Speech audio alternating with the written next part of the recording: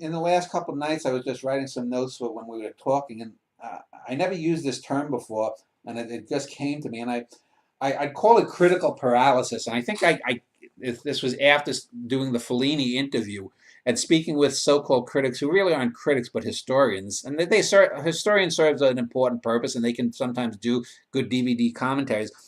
But most people, in the face of great art that they haven't experienced before, blank out.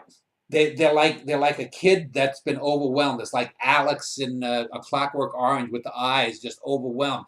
They are critically paralyzed because they view art as something beyond just a task. And yes, it is beyond just a simple task, but you can approach it as a task and break it down to a certain degree. This most manifests itself when a person is encountering a new work for the first time. You can show me any film. For example, when I watched The Thin Red Line, the film by Terrence Malick the first time in '98, I watched it with this guy, Dylan Wall, and his then wife.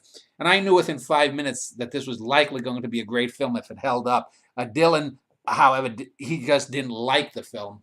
Uh, and I argued with him about it, and I defeated most of his arguments, if not all of them.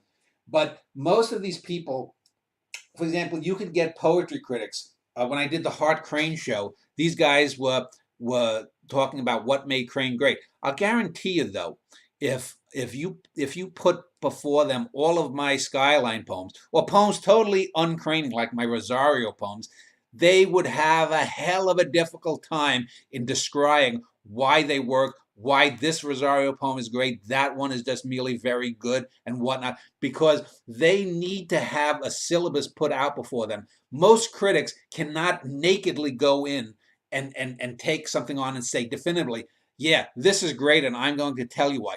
What they need to do is have 2 or 3 or 4 or 5 or 10 or 20 people talk before them. And then what happens is you'll get some critic who, after 6 months of a film being out, or 3 years after a novel comes out, says, well, I always knew that so and so such novel was great because of this, that, or the other thing.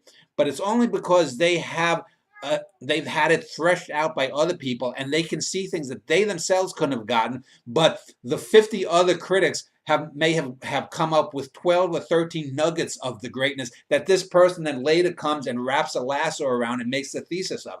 The difference is, a great critic, I can do that all by myself at the first viewing. That's the difference, critically speaking, between me and other people, and I can apply that to myself because I can step away from myself.